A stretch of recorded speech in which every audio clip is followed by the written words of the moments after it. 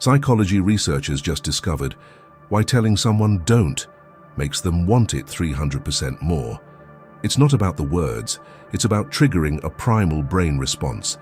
I've decoded the exact neural mechanism that makes prohibition irresistible, and in this video I'll show you how to use it to get what you want without manipulation. Have you ever noticed how telling someone they can't have something makes them want it more? It's not just in your head. There's actual science behind this. It's called reactance theory, and it explains why we crave what's off limits. When someone tells you not to do something, your brain sees it as a threat to your freedom. That triggers a pushback response. You want to prove you can make your own choices. Take kids and cookies. Tell a child, don't eat the cookie on the counter, and suddenly it's all they can think about. The same thing happens with adults. Retailers use this all the time. When you see limited stock or only 2 left, it creates urgency. Your brain thinks, if I don't act now, I'll miss out. Studies show this kind of messaging can boost sales by up to 30%. It's not about the product, it's about the fear of losing access to it. Here's how it works in your brain. When you're told not to do something, your prefrontal cortex, the part that handles decision-making, lights up. But so does your amygdala, which processes emotions. That combination creates a strong urge to reclaim control. Researchers found this in a study where people were told not to press a button. The more they were warned, the more they wanted to press it. This isn't just about small things like cookies or shopping. It applies to bigger decisions too. Tell someone they can't have a certain job, and suddenly it becomes more appealing. Say a relationship is off limits and the attraction grows. The brain interprets restrictions as a challenge, and that makes the forbidden option feel more valuable. The key is understanding why this happens. When something is restricted, your brain pays more attention to it. It's like a mental spotlight. The more someone says don't, the brighter that spotlight gets. That's why reverse psychology works so well. You're not forcing someone to do something, you're making them feel like it was their idea all along. Now, think about how you can use this. Instead of telling someone what to do, frame it as something they shouldn't do. It's not manipulation. It's working with how the brain naturally responds. The next section will show you exactly how to do this in everyday conversations. You'll see how small changes in wording can make a big difference in how people react. What if you could plant ideas in someone's mind without them realizing it? It's not about mind control. It's about how you frame your words. When you tell someone not to do something, their brain automatically pictures it. Say, don't think about a pink elephant. And guess what? You just thought of one. This works because the brain processes prohibitions differently than direct commands. Take this example. Don't think about how easy this task is. Even though you're saying, don't, the person still hears easy. Their brain latches onto that idea. Studies show this happens because prohibitions require 2 steps, first understanding the action, then suppressing it. But the first part sticks harder. Researchers found that when people hear don't, they still activate the same mental pathways as if they were told to do it. Here's how to use this. Instead of saying, you should try this, flip it. You probably shouldn't try this yet. Suddenly they're more curious. Or if you want someone to focus, say, don't worry about getting distracted right now. It keeps their attention on staying focused. The trick is to embed the idea you want them to have inside the prohibition. The challenge is doing this without seeming manipulative. If it's too obvious, people feel tricked. The key is subtlety. For example, a teacher might say, don't rush through this chapter. It's okay if you don't understand everything right away. That implies the material is worth taking time with, without directly telling them to slow down. There's a formula for making this work. Start with the prohibition, that is, don't, then include the idea you want to plant. Keep it natural, like you're giving advice, not giving orders. For example, don't feel like you have to agree with me right away. Implies they might agree later. You probably can't finish this in 10 minutes. Challenges them to try. Don't worry if this seems too simple. Makes them think it's simple. The brain picks up on these cues without realizing it. One study had participants read sentences with hidden commands like, "Don't forget to stay hydrated." Later, they drank more water than the control group, even though they didn't remember the suggestion. This isn't about deception. It's about framing ideas in a way that aligns with how the brain works. When you tell someone what not to do, you're guiding their thoughts without forcing them. The best part, they'll feel like it was their idea all along. Now let's look at how this plays out in real situations. From marketing to parenting, these subtle commands work everywhere if you know how to use them right. How do master persuaders use reverse psychology without getting caught? Look at how parents get kids to clean their rooms. Instead of saying, "Clean this mess," they say, "You probably can't tidy this room perfectly." Suddenly it's a challenge. The kid wants to prove they can do it. This works because it doesn't feel like an order, it feels like a choice. Salespeople do this too. When a car salesman says, "This model might be out of your budget," it makes you want to prove you can afford it. Restaurants use it with menu items labeled Chef's Challenge instead of just listing the price. These aren't tricks, they're understanding how people react to perceived limits. But there's a risk. Use this too often, and people catch on. If every suggestion is framed as reverse psychology, it feels manipulative.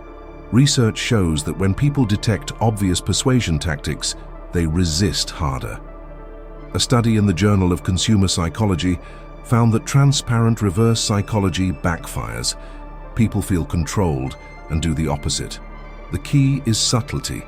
Instead of saying, "Don't buy this," which feels fake, try curiosity.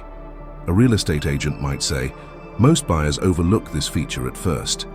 It implies value without pushing. Teachers use it by saying, "Some students find this concept too advanced," which makes the class want to master it. Humor helps too. Telling a friend, "I'd explain it to you, but you wouldn't understand," with a smile makes it a game. They'll ask for the explanation because it feels like banter, not manipulation. The difference is in the delivery. Keep it light, and it doesn't trigger resistance. Another way to stay authentic is to mix reverse psychology with real choices. Say you want someone to pick option A. Instead of pushing it, say, "Option B is popular, but it's not for everyone." This gives them room to decide while guiding them. Studies in decision-making show people prefer feeling like they discovered the right choice themselves. Watch how politicians do this.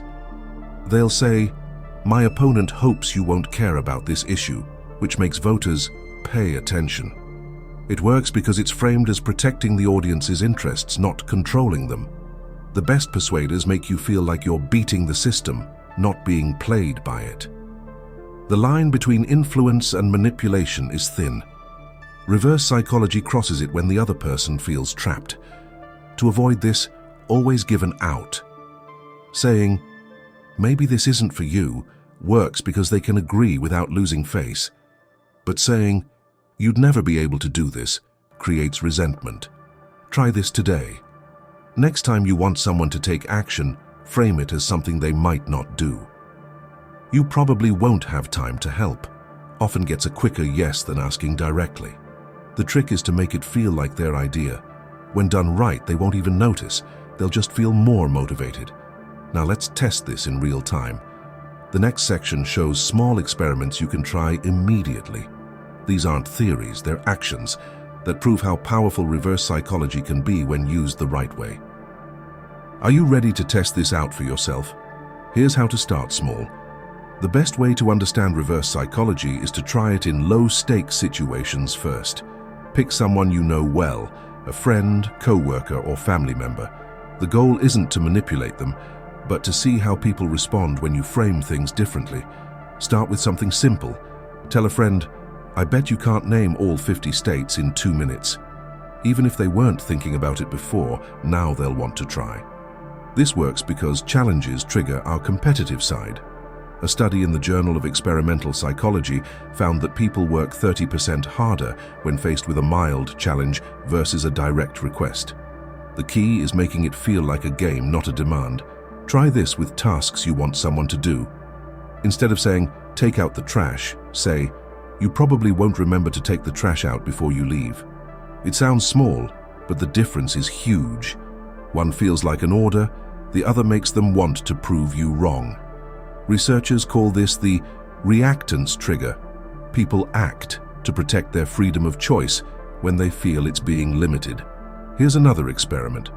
Next time you're making plans, say, "We don't have to decide now if you're not sure." This often gets a faster decision than pressuring someone.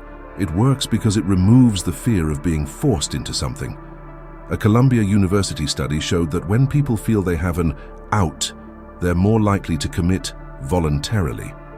Watch how kids respond to reverse psychology too. Tell them, "I don't think you can finish your vegetables," and suddenly it's a mission. Parents in a behavioral study reported this worked 70% of the time with picky eaters, compared to 40% for direct commands. The trick is keeping your tone neutral. If it sounds like a dare, they'll resist. At work, try framing tasks differently. Tell your team, "This project might be too complex to finish by Friday." Instead of feeling pressured, they'll see it as a challenge to beat. Managers who used this approach in a Harvard Business Review case study saw 25% faster task completion. The key is making it about the work, not the person. Test this with habits too. Tell yourself, "I probably shouldn't go to the gym today." Sounds counterintuitive, but it can spark motivation. Psychologists found that self-reverse psychology works because it triggers our need to prove our own willpower.